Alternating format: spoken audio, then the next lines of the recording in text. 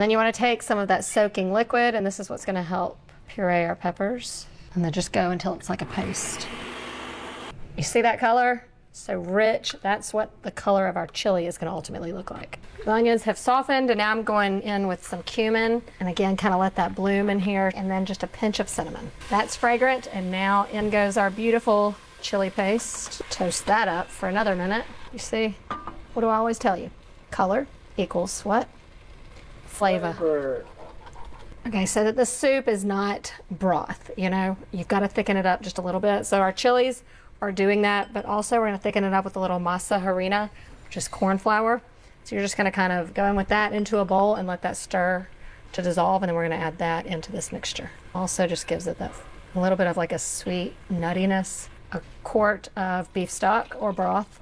And be sure and like scrape the sides of the pot so that you really get every bit of flavor that we've built. And I'm also going in with some more water. I'm just going to rinse out that blender. A couple bay leaves, and then all of our meatiness and any juices that have accumulated in there. All our hard work is about to pay off. All right, once it's come to a simmer, reduce the heat, and then just partially cover it for at least a couple hours or until that beef is melt in your mouth tender. The level of richness going on in this pot is like unbelievable. I'm gonna take out the bay leaves. All right, so to finish off this Texas chili, you go in with just a tablespoon of brown sugar and a tablespoon of vinegar. Not sure the science behind it other than the sugar is just gonna balance out some of that heat from all those chilies. And the vinegar is just gonna cut some of that richness because there's a lot of richness in that chuck. I'm gonna make sure that beef is tender. Oh, that's tender beef right there. Just gonna add in a little more salt. And then I'm just going to sprinkle in a little more masa. Now you got like, it's almost like a gravy. Let's serve this one up because I'm very excited. Serving suggestions just say a little sour cream and lime. I might even add just a little like fresh jalapeno because I can. I kind of want cilantro, but I don't know if that's allowed. Okay, perfect bite right there.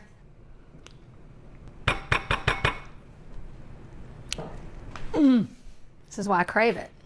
You don't get that flavor anywhere else. It is so, I know I keep saying rich, but it's so rich. But I am not lying when I tell you that meat literally melts in your mouth. I mean, go with the fresh jalapeno on there. Speechless.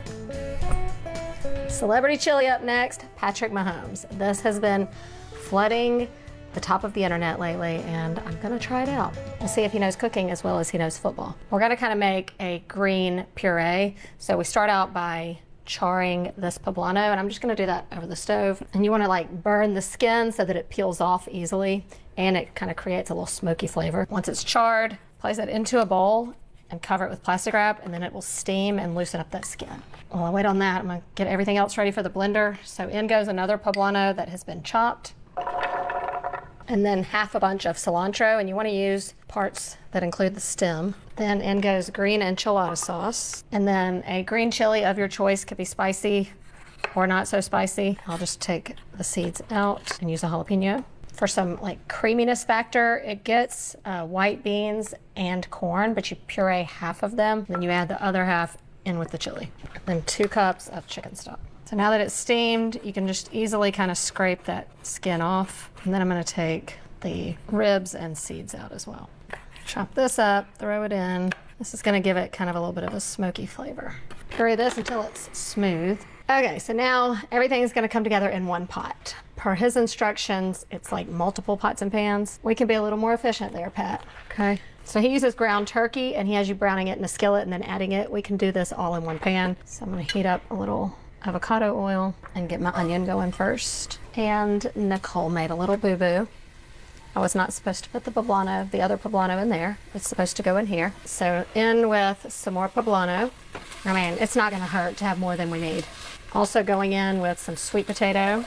I love sweet potato in my chili. And then a little bit of garlic. I'm gonna scoot that over to the side a little bit and go in with our turkey. It's 2 pounds of ground turkey. And it's not the extra lean kind. It's not just the turkey breast. You want like the fattier ground turkey. That includes the dark meat. It's gonna have more flavor. Time to season it up. He specifically recommends Meat Church fajita seasoning. which is a good one. I don't know if it has any chili powder in it. And then cumin. And then he recommends the sazon. Now this is pretty popular. It's gonna add color and it has coriander in it. It says to taste, so I'm gonna start kind of on the conservative side. And then we can add salt also, but I'm gonna wait and see how all this is first. Now for our mixture. It is green chili, which is in the name. The rest of our beans and corn. I'm going in with more beans. Not sure I trust Mr. Mahomes after the Super Bowl, even though my team won. There's good news and bad news. The good news with this one is this only has to cook for about 20-30 minutes at this point, just until that sweet potato is softened and the flavors have come together. Bad news is it's not the prettiest bowl of chili, but we'll pretty it up when we serve it. Okay, looks a little better, I must say. But like I said, we're about to make it look prettier. It smells divine. I think the toppings are where you can make this really pretty. Right, he suggests cheese and sour cream. I'm thinking a little queso fresco would be nice. More cilantro, those tops. Maybe some pickled red onion. This is a bonus. And he suggests sour cream. Let's see if he's as good at cooking as he is football. I'm not mad at it. The puree does like thicken it nicely. It's got a lot of good smokiness from that cumin. Very warming. It's just a fun new take on chili. The little bites of sweet potato just kind of add a little punch of sweetness that balances out the smoky. Fine. It's a touchdown. For my final trick, a vegetarian chili, because everyone needs a good veggie chili recipe, and this is going to be that. I could even call it veggie drawer chili because this is the perfect time to just clean out your veggie drawer. So I've got some poblano, some red bell pepper, a little celery. Until today, I've never really put celery in my chili, but it worked for the Boilermaker, so why not here? Some carrot and then some sweet potato. I love the sweet potato in my chili. You could also use butternut squash here if you want. And then onion, you've got to have onion. Plus I have a little trick up my sleeve that I use sometimes when I make chili, and I'm gonna use that trick in this chili. That's all the prep. Everything else just gets thrown in the pot. The ultimate dump, dump, go, but it is a one-pan meal, so you know I like to build the flavor. So I'm gonna saute the veggies and try to achieve a little caramelization in here. So I'm just gonna saute these till they get a little color on them. Now I'm just gonna go in with the rest of the veg. I'm gonna toast my spices with my veggies as they saute. So chili powder per usual, cumin per usual, and a little garlic powder just to save you from having to chop up garlic. I'm also gonna go in with some chipotle peppers again, just for that, you know, smoky heat. Salt and pepper. All right, so to lift up the flavor, the tomatoes again. And I'm using the fire roasted. And then there is so much flavor here. You can just go in with water. If you're really not caring about, you know, being strictly vegetarian, you can go with chicken stock here. But I'm going to keep it veggie for my friends at work. And I'm going in with veggie broth. And see how it just kind of cleaned up that pot. I'm doing 1 can of chili beans that already has the sauce in it, so not draining this one. And then I have 2 cans of black beans that I have drained and rinsed. So that's it. I'm just gonna bring this to a boil and then reduce it and just let it simmer till those veggies are tender, and then I'll add in my little magic trick. Smelling good, looking like chili. But see, I really like a rich and almost creamy chili. So this one almost, you know, looks a little soupy as far as like the broth goes. So the magic trick, refried beans. No one will ever know. I'm gonna add the can in and it will just kind of melt in there. Chili does have quite the fiber content, and fiber is a big deal these days. Just watch how it changes. It makes it almost like velvety. See, it's gone. I'm telling you, it's just the best thing. Let it go about 10 more minutes and this one is done. This is perfection. When it comes to vegetarian chilies, you do not miss the meat with this one. Look at that. Thick, creamy, just like a chili's supposed to be. This is one of those things, like, because it's creamy that you think it's more indulgent than it is.